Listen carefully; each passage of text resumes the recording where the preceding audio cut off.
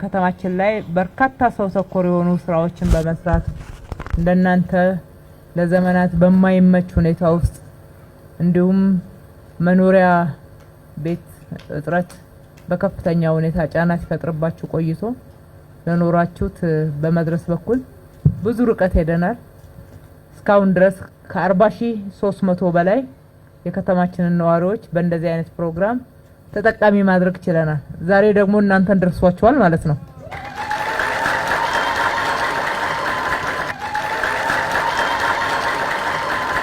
ስሜ ገበያው ገሰሰ ይባላል። በጭቃ ቤትና ቆርቆሮ በጣም የተቀዳደለ ቆርቆሮ የነበረበት ውስጥ ነበር የምንኖረው። ሳሙኤል መስፍን ነኝ። የሶስት ልጆች አባት ነኝ።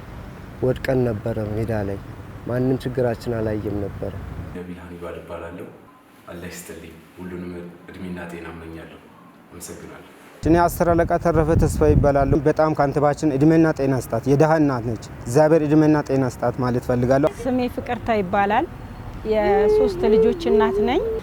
ከኔ ጋም የነበሩ ሌሎች ጎረቤቶችም ነበሩ። አንድ ላይ ጥያቄያችን መልስ ስላገኘ እጅግ በጣም አድርገን እናመሰግናለን። እናኒ ደረሰ በላይ መንግስት ቤት ሰጥቶኛል። ደስ ብሎኛል። እግዚአብሔር ይመስገን። ዮሐንስ አባይ እባላለሁ። ጠብቀኝ ብለው የነበረ ጠብቂያቸዋለሁ። ለማህበራዊ ችግር ተጋላጭ መሆን በተለያዩ የደህንነት ማዕቀፍ ውስጥ በመቆየት ብዙ ተሰቃይታችኋል። አሁን ግን ሌላው ቢቀር ማረፊያ ቤት አግኝታችኋል። በተለይ እዛ ቁርጡም ወንዝ አካባቢ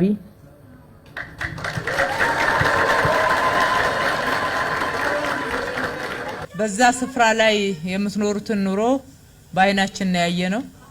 ከዛም አካባቢው ደግሞ የወንዝ ልማቱ ሊሰራ ሲባል ቤት ያላቸው የቀበሌ ቤት ውስጥ ይኖሩ የነበሩ እንዲሁም የግል ቤት ያላቸው በመታዩት ትልቅ ስነ ስርዓት በደንብ ተስተናግደዋል።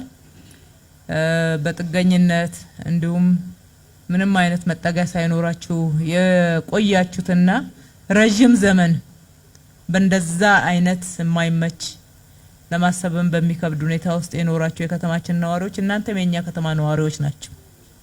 እናንተንም ማሰብ ለእናንተም ከተማው ካላት ሀብት ማካፈል እናንተንም ታሳቢ ማድረግ ኃላፊነታችን ያስገድደናል። በተለይ ደግሞ የመንግስታችን ባህሪ በመሆኑ ነው። ምን ሰራው ለሰው ነው። የሰው ህይወት ላይ ልማታችን ለውጥ ማምጣት አለበት። ከተማዋን ውብ አበባ እናደርጋታለን ስንል የእናንተ ህይወት አብሮ ካልተሻሻለ ከተማችን ውብ አበባ ልትሆን አትችልም። በእናንተ ነው የምትደምቀውና ባገኛችሁት እድል በድጋሚ እንኳን ደስ ያላችሁ።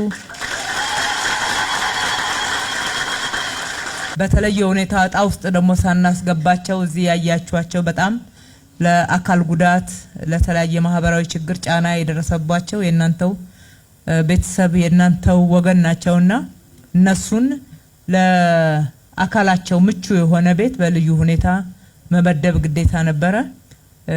አሰራራችን ግልጽ ነው ማለት ነው።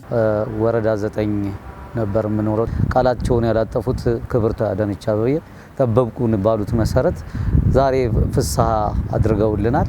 በእውነት በጣም ነው የሚገርመው። እኔ ዳግመኛ እንደመፈጠር ነው የቆጠርኩት። ምክንያቱም ተስፋ ቆርጬ ነበር።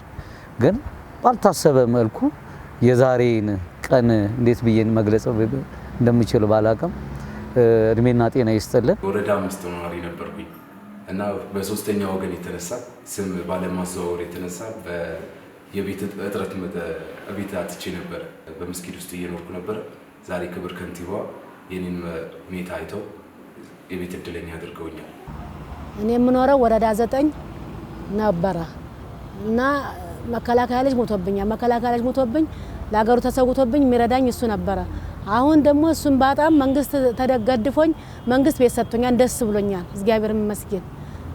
ወይዘሮ አዳነች አይተውን ነው ከዚህ ቀደም ያስቀመጡት መጠለያ አሁንም በእሳቸው ምክንያት አግኝቻለሁ ቤት። ደስ ብሎኛል። በጣም ደስ ብሎኛል። እግዚአብሔር ይመስገን። በአራዳ ክፍለ ከተማ ወረዳ 5 በልዩ ስሙ ሰራተኛ ሰፈር ውስጥ ነበር የምንኖረው። በጭቃ ቤትና ቆርቆሮ በጣም የተቀዳደለ ቆርቆሮ የነበረበት ቦታ ነበር። በልማት ምክንያት ከፈረሰ በኋላ የሶስት ልጆች እናት ነኝ። አንደኛው ልጄ የኦቲዝም ችግር አለበት። ያው እሱን ሕክምና እየተከታተልኩ ነውና እኛ የነበርነው በወረዳ 9 አራዳ ክፍለ ከተማ ነው የነበረ። የቤት ጥያቄ ነበረን፣ አንገብጋቢ ጥያቄ ነበርነ። እየተመላለስን እየጠየቅን የነበረ ከኔ ጋም የነበሩ ሌሎች ጎረቤቶችም ነበሩ።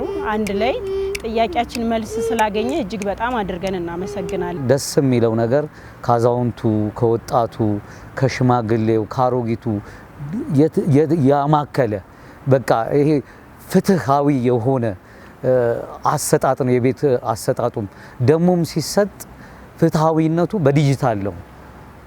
እጣው የወጣው በዲጂታል ነው። ይሄ ከሌ እንደዚህ ያደረገኝ የማያሳማ ነገር